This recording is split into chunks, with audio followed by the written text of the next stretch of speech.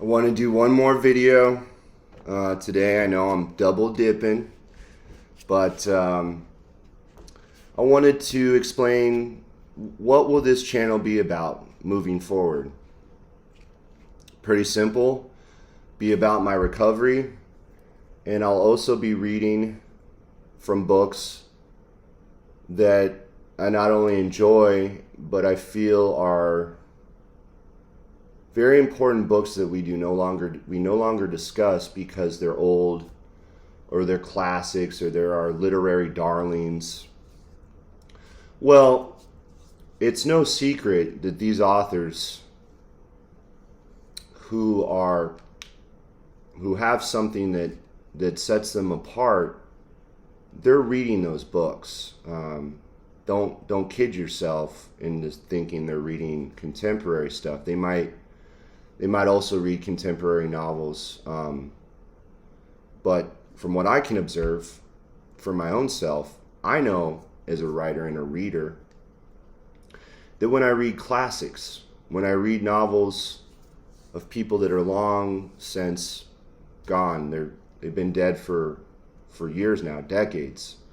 I don't know about centuries. That's going a little bit far back, but it's possible. Never say never. But it'll be like a reading corner. It's going to be kind of like a Mr. Rogers show when it's the reading stuff. I'm going to sit here. I'm going to explain the author. Give a little bit of background on the author from what I can read in the introductions. I've got like 35 Penguin classics, right?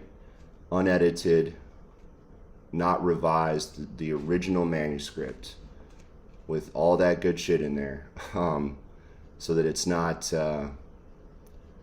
twisted to be politically correct or watered down for everybody. Authors use the N-word back in the day quite frequently. I don't have that many of those books. Not really trying to read those books. There's no point to proving that, but you look at some of the literature from the American canon,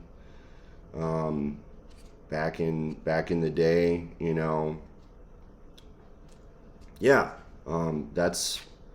that's how pretty much everybody referred to African Americans, and it's sad, but it's what's written in the book. I'm gonna read what's written in the book, not to say ha ha or I can get away with saying this word. No, that's what they wrote, and I'm gonna read what they wrote. And it's not just the N-word. It's I don't even know why I said that. It was kind of silly, but the prose, the rhythm of the writing with these authors is such that when I read it, my mind starts to think that way, right? Long sentences, long paragraphs, big words, beautiful rhythm that you just don't see anymore these days. Now, this is a business, this writing industry. It's an industry, which means it's a business. However, at this point in time, and for the foreseeable future, it's not that I'm detaching myself from the business or from being someone who is active in the business, publishing and whatnot. I'm not correlating the two with each other. So like my love for literature, my love for the written word at this point is not connected to any business motivations. Like there are no ulterior motives. It's purely for the love of the book, purely for the love of the words. And I want to again show and illustrate to you the difference between these books that I'm going to read to you on here and contemporary authors. Now, that's not to say contemporary authors suck or that they're less than. They're not. but there's something lost that I don't see many authors, you know, actively creating in their books. There are some. They're few and far between. I think Josh Malerman is one of those guys. I think Eric LaRocca is one of those guys. There are others. Those are just two names that off the top of my head I can think of that I think both these guys have something very unique. They are writers where I wouldn't have to see their name at all, and I'd say that's Eric LaRocca, that's Josh Malerman. Now, I'm not saying they're the best of the best. I'm not thinking in black and white terms anymore. There is no black and white. It's all gray. So when I give an author a compliment, it's more, just a compliment. That's it. It's not that's it. It's nothing more than that. There is no ulterior motives for me trying to connect with these authors. It's more simply for the fact of listen to me reading and see how they do it. Now, you don't have to be a writer. I'm not motivating you or trying to persuade you to become a writer yourself. That's not the point of it.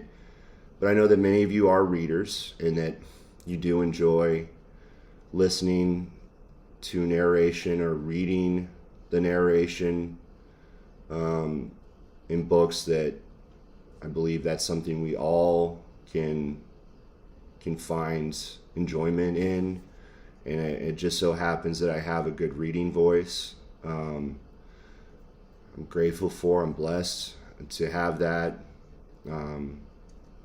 Wish I could sing, and there's no reason I can't. If I want to sing, I can sing. It's not about, well, you sound really good. I'm singing because I want to sing. May not be that good at all. I'm not doing it for money. I'm not doing it for fame or fortune or popularity. I'm not doing it for acceptance or approval. But I won't do that on here. Purely for the fact of it's a boundary. I don't... My allergies. When I was in the rehab program, I don't know if it's this. I've been hitting this a lot. Because I'm not smoking cigarettes really anymore. I'll have yesterday I had quite a bit. I had probably 10 cigarettes. But typically throughout the day I only have about 6 or 7 cigarettes now. And I'm looking to cut that out completely because for me, this doesn't affect my breathing. For some people, this messes their breathing up. It causes some people to have breathing problems, which that's unfortunate for those people, but we're all created unique. We're all created differently, and we all respond to things differently. Our body, that's kind of a mysterious beauty, a beautiful thing that's mysterious about each and every one of us, that for one person it might not be a good thing, for another person it might be what's more helpful or what's less damaging, and it's kind of a trip how that works, isn't it? But yeah, the two things that are, as far as this YouTube channel goes, the two things that are most important to me are to continue to talk about my sobriety, my recovery, what I'm doing. I want to share with you all what I'm about, what I plan to do for the day, what I accomplished for the day, and what I've learned, the lessons I pick up on from staying actively busy in my recovery and guaranteeing that I don't have a relapse, because that's everything to me now. It's not like, well, I'm just doing this because so-and-so, said they won't talk to me unless I do. No. I did it because I was so sick and tired of being lost that I realized I never have to be lost ever again. Don't need it, don't want it. You know, don't need it, don't want the alcohol and drugs. It's a beautiful thing. But yeah, get ready for some classic novels, short stories, collection of short stories. People that I feel have something and did have something that we can learn from even to this day, and maybe that will open your mind up to exploring these books as well on your own. And if not, that's okay. It's not for you to, I'm not doing it to convince you or persuade you to say, hey, you should read this stuff. I'm putting it out there so that you're aware of it, because I think maybe people just don't know what it's about. And people are so focused on being active in current books that are current in our society, that probably because of relatability. You know, we want to be able to relate, we want to be able to connect with people. That's how we're designed as human beings. We crave acceptance and love, which is all good. Me personally, like I said, I'm being very selfish. I'm loving on myself. I'm feeling the love from my higher power, which is everything, because I can't do this without my higher power. You know, I give my will and my ways over to my higher power, and let my higher power call the shots. Which you're like, well, how do you do that? You know, it's an idea. It's an image in my mind, this higher power, and they're just words, you know. I'm not going to go through the words, but you know what higher power means. You know the different names for different higher powers and all that good jazz. And call my higher power doorknob if I want to. It's the idea of having a force, power greater than myself, that it wants to see me live a happy, healthy life. And I believe that now. It's a beautiful thing. That's it. This one's still about 12 minutes. I find that I am still talking quite a bit, which is cool. But the fact that I'm doing it without drugs or alcohol ain't no thing but a chicken wing. Because again, I know if you want to watch, you will. If you get bored and you stop watching, you will. And if you don't want to watch, you won't watch. And all those options at the same time, all happening at once. Rock and roll, man. I know that some people do, and I'm grateful for those people. I don't know necessarily every day who they are. All I see is views, comments, and likes. Typically, the best way to identify if someone has watched is if they leave a comment. Leave a comment responding to the video that I have posted. Don't need that. Don't want it. If it happens, that's awesome. It's a beautiful thing. We connected. There was a deeper connection between us. You liked something I said or spoke on, and you wanted to tell me about it. You elaborate from your own independent thoughts and free will to say like this, that, and the other.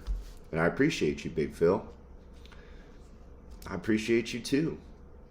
I appreciate you watching. I appreciate you not watching. I appreciate you watching for a little bit and then stopping it. I appreciate you no matter what you do, because it's not about what you say, think, or do to me anymore.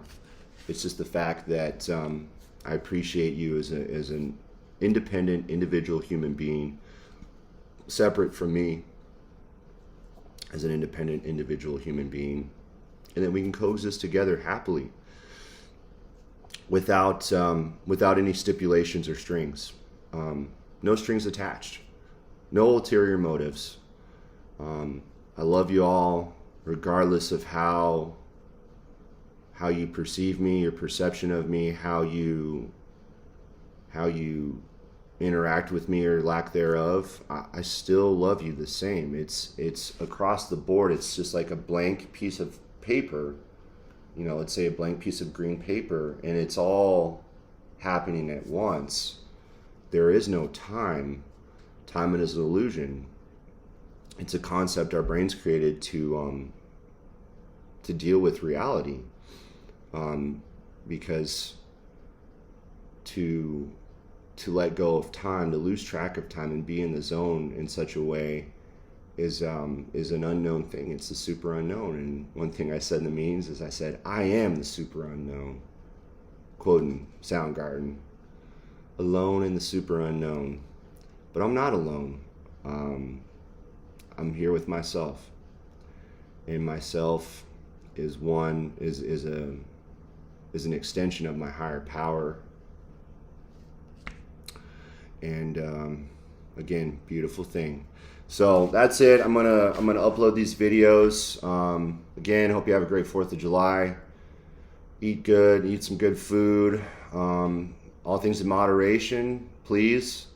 As an addict alcoholic, I really advise people to consider not drinking or drugging in excess. I know from my own experiences that it just is it's just not a wise thing. I believe that some of you already have that under control, that you already know that. And so if it's like, oh, well, you're telling me what I already know, big fella. Okay, all good. Just a friendly reminder. It's not a domineering command or thing about control. It's just a suggestion. Just treat yourself well. Be kind to yourself. And those feelings of pain, sadness, anxiety, depression, all those negative emotions, there's oftentimes not even really a reason. We think like, well, I feel this way because this happened. It's a slippery slope. There's no reason to define why the feelings come in and out. They're pass through us and leave. It's okay to feel those feelings. They're passing. All feelings, all emotions are passing in and out, and they will pass. This too shall pass. So it's okay to feel them. Just don't give in to them. Don't be attached. Don't make that a black and white thing where it's like, I'm depressed, that's just the way I am. I'm always depressed. No, you're not. It's a state of mind. It's okay to feel a wave of depression, but don't give it attachment. Just say, I feel kind of depressed right now. It'll pass. I'm okay. I'm good. It's gonna be okay. And I'll leave you with that. It's gonna be okay. You got this.